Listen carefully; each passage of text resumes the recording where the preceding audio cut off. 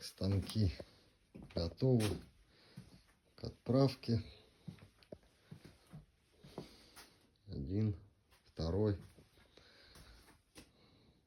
Я уже начинаю экспериментировать.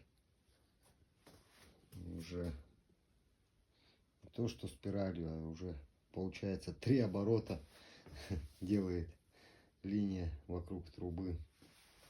Нарезаю. Так что, у кого какие пожелания, заказывайте, обращайтесь. Станок для изготовления щелевых фильтров для бурения скважин.